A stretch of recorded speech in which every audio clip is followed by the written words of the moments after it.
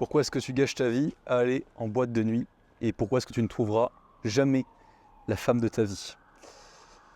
Je parlais l'autre jour avec un collaborateur. On discutait un petit peu du fait qu'il appréciait sortir en boîte de nuit, s'amuser, profiter, se mettre une mine aussi, et aller aborder des femmes comme ça naturellement, tranquillement, sans se mettre de pression. Et effectivement, le sujet qui est ressorti naturellement, c'est mais pourquoi? Pourquoi faire ça? Pourquoi sortir dans ce genre de contexte, ce genre de lieu de débauche, littéralement, faire en sorte de dépenser de l'argent et de saccager son rythme de sommeil, simplement pour au final rentrer seul, se sentir pas forcément bien, ou à la rigueur avoir ramené une jeune demoiselle, mais effectivement de peu de valeur, parce que bon, si elle aussi, elle va dans ce genre de lieu de débauche, c'est qu'elle a une blessure, une forme d'anxiété elle cherche à plaire, quoi. Donc ce sujet-là est ressorti, et naturellement ce qui est venu sur la table aussi, c'est quoi? C'est ouais, mais tout le monde le fait. Tout le monde le fait, et puis c'est une activité comme une autre. Qu'est-ce qu'on ferait si on faisait pas ça? Ah ben, très bonne question. Et c'est vrai que naturellement, on peut se faire engrainer facilement par d'autres personnes à sortir en boîte de nuit en espérant se mettre dans un état qui est suffisamment lamentable, suffisamment bas, pour pouvoir après ça avoir plus de facilité à aborder. Et d'ailleurs j'en parlais, on enregistrait un podcast tout à l'heure qui sortira bientôt, je vous le glisse maintenant, avec deux autres très bons amis avec qui on discute beaucoup de psychologie comportementale cognitive. Mais pour pouvoir faire en sorte d'apprécier ce genre d'activité, il y a une certaine blessure à avoir, parce que quand on va dans un lieu comme les boîtes de nuit, ou même, on va dire aussi un petit peu les bars, mais moins quand même, généralement, on cherche plusieurs choses. Si on est un homme, on cherche la présence des femmes et la facilité à pouvoir les aborder, parce que c'est un cadre social qui permet, bien plus que en pleine journée, sans contexte. Parce que là, le contexte s'y prête. Si on est une femme, qu'est-ce qu'on recherche? De l'attention, des verres qui sont payés, que ce soit par le barman ou alors par un autre homme, et faire en sorte de sortir d'un état d'esprit, un état mental qui est douloureux, difficile, parce que généralement c'est ça, c'est je me sens mal, donc qu'est-ce que je vais sortir, boire un verre, me décontracter, puis boire plusieurs verres, pour au final oublier. C'est ça qui ressort.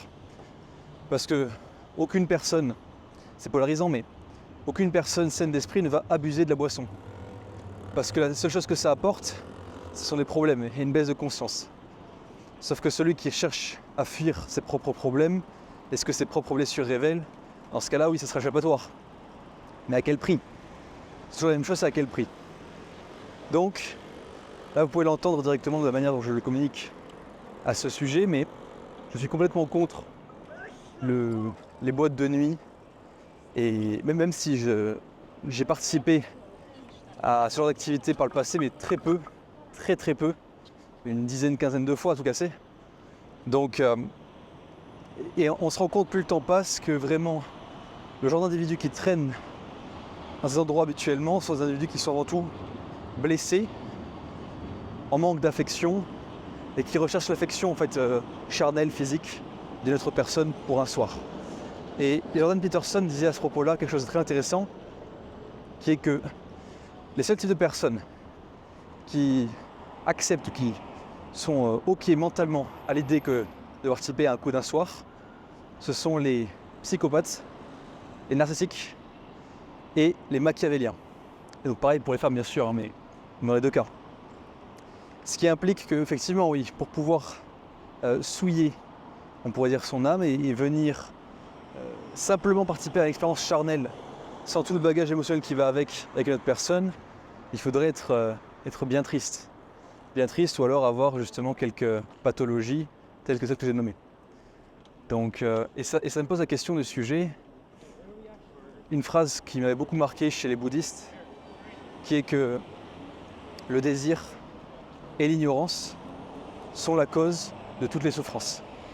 Phrase très profonde qui est prônée par les bouddhistes. Effectivement, dans ce cadre-là, qu'est-ce que c'est que le désir?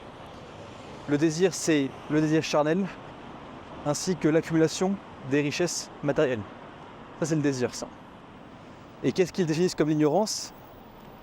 L'ignorance, c'est l'incapacité à percevoir la réalité telle qu'elle est, et donc à rester borné dans son propre cadre, dans ses propres limites, sans comprendre ce qui se passe ailleurs, et donc en étant sujet à des vices, parce que ça va venir nourrir des vices, tout ça, parce que c'est uniquement sans prise de conscience que l'on peut, par exemple, éprouver de la jalousie, de la colère, du désir aussi, en réalité, c'est lié à ça, etc., etc.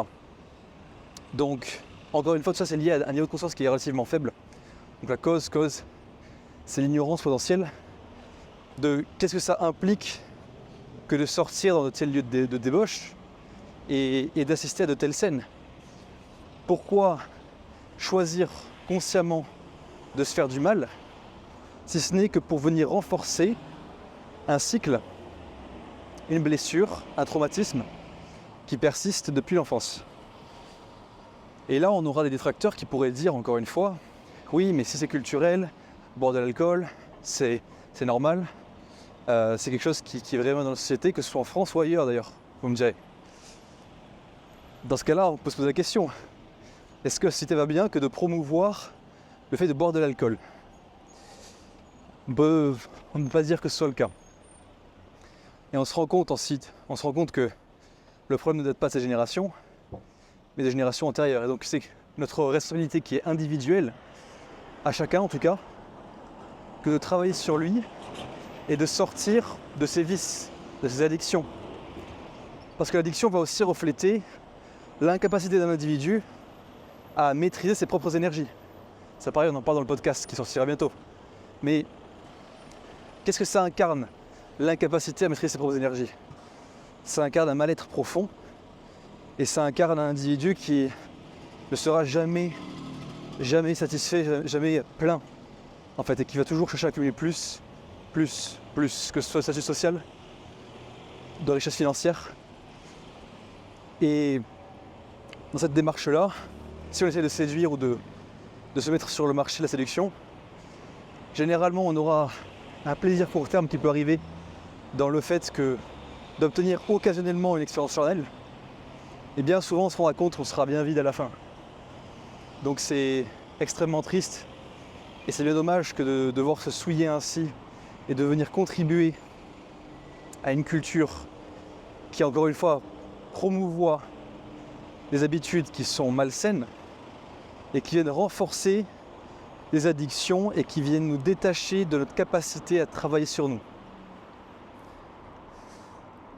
Donc en revenant sur la phrase des bouddhistes, effectivement le désir, l'ignorance, quand on vient prendre conscience de ce que l'on désire, c'est-à-dire en termes de richesse matérielle notamment, lorsqu'on vient prendre conscience de ça, déjà on peut commencer à comprendre pourquoi on le désire. Est-ce que l'on le désire réellement ou est-ce que c'est une construction sociale à laquelle on s'adonne et qui n'incarne pas du tout la profondeur de l'appel de notre âme, on pourrait dire. Là c'est plus philosophique, c'est plus spirituel, mais que ce soit comme un homme comme pour une femme, si on prend le cadre de l'homme par exemple, mais désirez-vous réellement cette expérience charnelle? Non, vous souhaitez un échappatoire, un exutoire quand tu as un quotidien qui est morne, qui est triste, où vous vous sentez mal, déprimé, en manque d'affection, peut-être parce que le manque d'affection est venu de l'enfance, des parents qui n'étaient pas assez présents, ou alors qui vous rejetaient. Plein de choses possibles, plein de blessures possibles en réalité. Mais c'est notre devoir de chacun, mon devoir pour moi-même, le devoir de chacun pour lui-même, que de travailler sur soi et de passer outre ce cercle vicieux.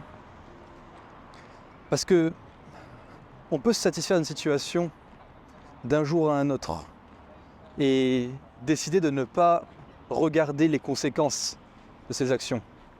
Mais pour combien de temps?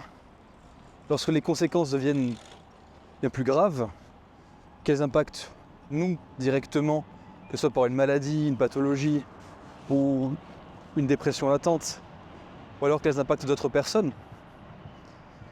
Combien de temps est-ce qu'il faut attendre avant d'agir? Et c'est toujours la même question, on peut la poser même par rapport au fait d'aborder des femmes. En fait, on peut la polariser. Qu'est-ce qui empêche chaque individu d'agir à tout moment? C'est la peur.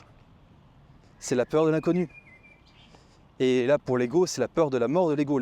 L'ego qui disparaît lorsqu'enfin on se met à agir pour travailler sur soi, qu'on traverse sa blessure et qu'on se dissocie de ce qu'on pensait être nous. Et c'est ce qui va, en réalité, amener le plus de transformation en nous et nous rendre le plus contents. C'est la capacité à travailler sur soi, et une fois qu'on s'est aidé personnellement, qu'on puisse aider d'autres personnes, qu'on puisse laisser libre cours à notre créativité, peu importe le domaine. Ça n'a pas besoin d'être artistique. La tentative de création est propre à l'être humain, c'est la capacité qu'on va avoir à apporter de la valeur à autrui qui va nous permettre, à terme, de nous sentir épanouis. Et là, je parle principalement pour les hommes. Pour une femme, ça va être plutôt une quête d'amour. Donc effectivement, là, ça va être beaucoup plus la capacité à aimer profondément, pleinement, se sentir aimé profondément, pleinement. Et comme on l'a vu, l'homme ne peut accéder à la quête de la femme qu'en accédant à sa propre quête. Et pour ça passe par un travail sur les blessures. Et réaliser que le désir matériel n'est que engrainé en nous par la société, et qu'en réalité, il n'est pas du tout représentatif de ce que l'on souhaite. C'est un désir qui est factice.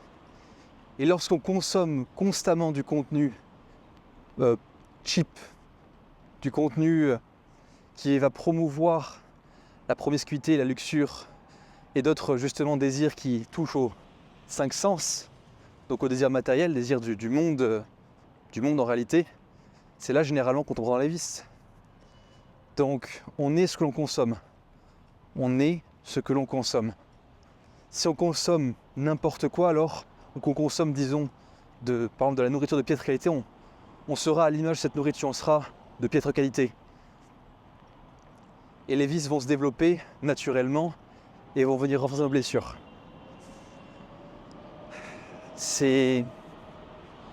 Tout espoir n'est pas perdu pour l'humanité et pour chacun d'entre nous, mais le premier pas, c'est déjà de se rendre compte qu'avec nos comportements qu'on pourrait considérer, si ce n'est quotidien, au moins hebdomadaires, pour ceux qui vont en bar, en boîte de nuit et se remplir d'alcool pour oublier ou pour arrêter de penser, qu'est-ce que vous venez empêcher comme processus de se faire en vous?